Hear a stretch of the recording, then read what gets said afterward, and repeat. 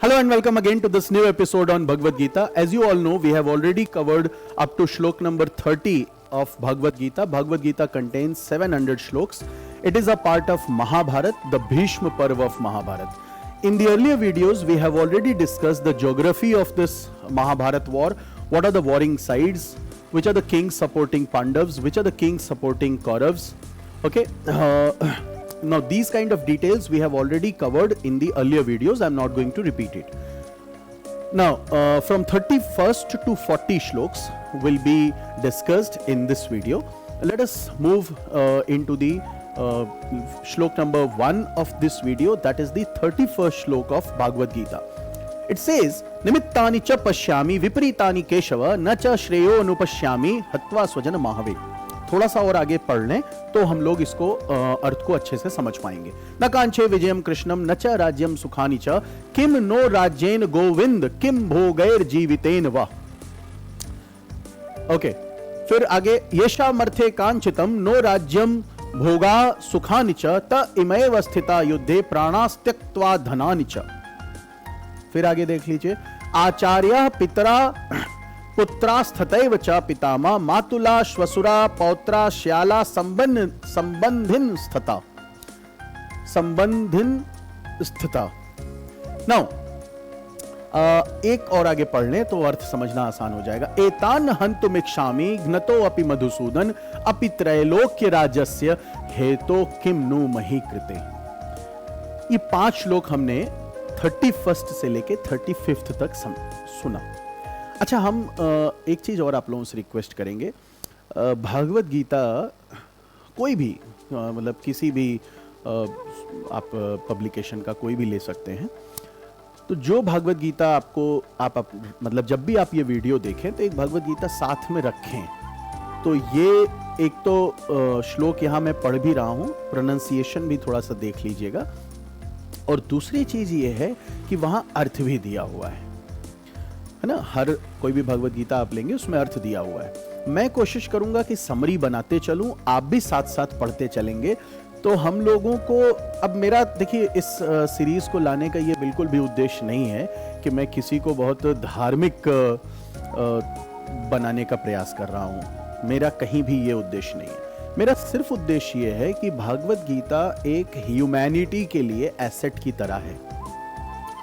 इसको पढ़ने के क्रम में बहुत सी प्रैक्टिकलिटी, बहुत सी रोजमर्रा के जो चैलेंजेस हैं, आम जन जो लाइफ हम लोग लीड करते हैं, उसमें तरह तरह के एथिकल डिलेमा से हम लोग गुजरते हैं. तो कई बार इस प्रोसेस में हम लोग गलत निर्णय ले सकते हैं. इस प्रोसेस में कई बार हम लोग ऐसा भी कह सकते हैं कि एक तरह का अवसाद की स्थिति में जा सकते हैं. लेकिन अगर हम लोग गीता को, भगवत गीता को आत्मसात कर लेंगे, कुछ बातें यहाँ से सीख लेंगे, तो लाइफ में निश्चित है कि हम लोगों को एक बहुत जबरदस्त एक तरह का मैनेजमेंट का डॉक्यूमेंट है, लाइफ मैनेजमेंट का बहुत ही मास्टरपीस डॉक्यूमेंट है.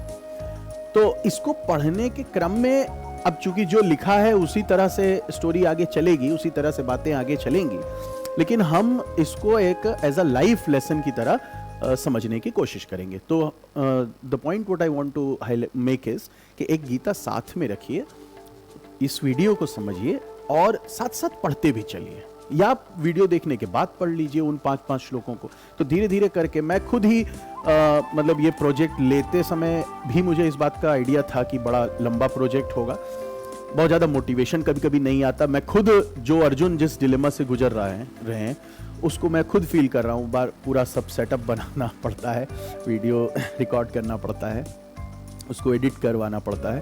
तो इन सब को करने के मुझे भी नहीं समझ में आता कि क्यों किया जा रहा है, लेकिन बस करते जा रहा हूँ क्योंकि गीता का मैसेज ही यही है कि आप अपना काम करते रहो. और मैं भी आप लोगों से यही चाहता हूँ कि वीडियो देखिए तो पूरा देखिए, अदरवाइज फिर ना देखिए, और देखने के बाद एक साथ में पढ़ भी लीजिए. तो आपका भी साथ साथ एक बहुत बड़ा कोर्स कंप्लीट हो जाएगा लाइफ का. ओके, चलिए. तो 31 से 35 तक श्लोक हम लोगों ने पढ़ा. इसका जो एक लाइन का मैसेज है वो ये है कि मुझे युद्ध में प्राप्त होने वाली विजय की आकांक्षा नहीं है, राज्य की आकांक्षा नहीं है, राज्य से प्राप्त होने वाले सुख की आकांक्षा नहीं है। एक तो इसलिए नहीं है क्योंकि इसको प्राप्त करने के क्रम में मुझे अपने सगे संबंधियों को, देखिए आप पीछे ये बता रहे हैं, आचार्य, पितर, पिता तुल्य लोगों को, पुत्र, पितामह, मातुला यानी इसमें मामा है ना, स्वसुर, पौत्र, श्याला यानी साला, जो साला शब्द है जो पत्नी के भाई के लिए प्रयुक्त होता है, उसका सही जो शब्द हमारे यहाँ है वो श्याला है, उसे ही साला साला कहा जाता है। तो इस सब संबंधियों को हम इसमें ये सब युद्ध में सम्मिलित हैं, इनमें से सबकी जान चली जाएगी। जब ये सगे संबंधी ही नहीं रहेंगे तो हम ये सुख, वैभव, ये राज्य किसके लिए हम इसका एक्सपीरियंस करेंगे? क्योंकि जो भी ये सुख और वैभव है, ये जो राज्य का जो सुख है, ये जो पृथ्वी को प्राप्त करने का जो एक सुख प्राप्त होता है, इसका हम किसके लिए जिएंगे जब ये सभी हमारे सगे संबंधी इस युद्ध में अंत हो जाएगा? तो ठीक ये 5 श्लोकों में कह रहे हैं। अगर आप इसको फिर से पढ़ोगे तो आप बात को समझ जाओगे। निमित्त, किस निमित्त? निमित्तानि च पश्यामि विपरीतानि केशव। मतलब यहां पर एक लाइन और ऐड कर दूं, युद्ध के प्रारंभ में अर्जुन कह रहे हैं कि जो मेरे साथ लक्षण हो रहे हैं, जैसे मेरा शरीर कंपन हो रहा है, मुख सूख रहा है ना, ये मैं शिथिल होता जा रहा हूं, ये सब लक्षण सही नहीं है। इसी तरह कुछ आकाशीय लक्षणों की भी बात कर रहे हैं। संभवतः कोई उल्कापात हुआ होगा या कुछ भूकंप की स्थिति हुई होगी। तो जिस तरह के शकुन हैं, जो लक्षण दिख रहे हैं प्राकृतिक, वह भी अनुकूल नहीं है। मेरे शरीर में भी जो लक्षण दिख रहे हैं वह भी अनुकूल नहीं है। तो पहले वो लक्षण की बात करते हैं कि हे भगवान, इस युद्ध को टाल दिया जाए। अब भगवान तो सुन नहीं रहे, भगवान बस सुने जा रहे हैं, भगवान उसको कुछ प्रतिक्रिया नहीं दे रहे हैं।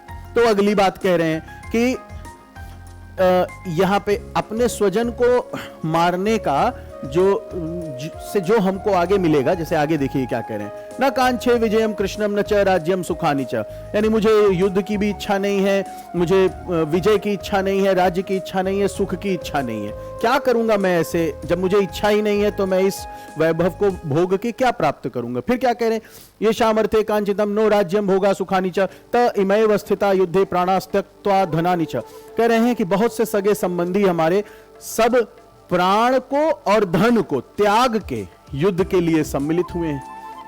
ऐसे लोगों को मैं क्यों अपने कारण इस युद्ध में झोंक दूं, युद्ध की आग में? तो ये तमाम तर्क दे रहे हैं, लक्षण सही नहीं है, मुझे इच्छा नहीं है, दूसरे लोग अपने प्राण को त्याग करके मेरे साथ या कौरवों के साथ आ गए हैं, इन सबको मार के क्या प्राप्त होगा? फिर आगे कह रहे हैं अपने सगे संबंधियों को मार के क्या मिलेगा?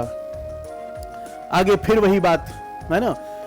हाँ, एक और बात कह रहे हैं कि राज्य का सुख तो छोड़ दीजिए, इन अपने सगे संबंधियों को मार के अगर मुझे त्रिलोकी का सुख मिल जाए, तीनों लोकों का सुख मिल जाए, पृथ्वी लोक तो छोड़ दीजिए, त्रैलोक्य राज्य से यानी तीनों लोकों का राज्य मिल जाए, तो भी मैं इस युद्ध में सम्मिलित नहीं होना चाह रहा हूं।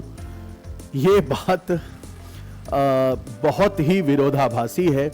और मैंने जैसे पहले भी कहा था कि आज के वर्तमान परिदृश्य को भी समझें तो ये बड़ा हम लोग इस तरह के डिलेमा में रहते हैं। कई बार भारत का जो सनातन समाज है, जो भारत की एक तरह से जो यहाँ के वासी रहे हैं, भारतवासी रहे हैं, आज से नहीं, मैं बहुत पुराने समय से बात कर रहा हूँ, हमेशा से इस डिलेमा से हमेशा ये अपने को एक, जैसे होता है ना कि एक आर्य सिद्धांतों के अनुसार चलने के क्रम में कई बार कुछ कायरता का भी एक आवरण ओढ़ लेते हैं, है ना। तो यही कारण रहा कि समय समय पर आक्रांताओं ने हम पर हमले किए, इन्होंने हमारी सभ्यता को नष्ट करने का प्रयास किया, मैसिव स्केल पर धर्म परिवर्तन कराया, और हम सब लोग एक अलग सा ही एक हायर मोरल ग्राउंड ग्रहण करते हुए कि नहीं, सब अपने हैं, हमें कभी भी अपने लोगों की हानि नहीं पहुंचानी चाहिए, इससे थोड़ा बहुत सुख वैभव मिल ही जाएगा तो क्या होगा, है ना। अफगानिस्तान भारत का पार्ट था, जो आज का पाकिस्तान है वह भी भारत का ही भौगोलिक और हर तरह से हमारा ही एक भाग था। 1947 में अलग हुआ, कश्मीर में तमाम समस्याएं आई। तो कहीं ना कहीं ये हमें एक मैसेज दे रहा है गीता कि देखिए, एक समय से, एक लिमिट से अधिक कभी भी टॉलरेंस नहीं होनी चाहिए। जहां तक संभव हो किसी के साथ गलत ना होने दें, लेकिन जब आपके साथ आपको लगे कि गलत हो रहा है तो इस तरह के तर्क मत दें कि नहीं नहीं सब हमारे हैं, कैसे इनका हानि किया जाए। कल को आर्मी ये बात सोचने लगे कि जो टेररिस्ट हैं तो क्या अपने ही भूले, अपने ही भटके हुए लोग हैं, इनके साथ क्यों गलत हम लोग एक्शन लें। तब तो हो गया, हमारी सुरक्षा तो है ना। इसी तरह से पुलिस अगर कई बार इस तरह से सोचने लगे तो ये भी ठीक नहीं है। तो ये एक बड़ा लेसन है। ये अर्जुन और कृष्ण का संवाद एक्चुअल में हम सबके मन में हमेशा होता रहता है। गलत करें नहीं, लेकिन गलत हुआ हो तो उसे सहे भी नहीं, उसका प्रतिकार बहुत आवश्यक है। आगे के श्लोकों में हम लोग आगे की बात करेंगे। आज के इस वीडियो को यहीं स्टॉप करते हैं। छोटा वीडियो होगा, शायद आप लोग पूरा देख लें। Thank you so much. Will meet in the next video.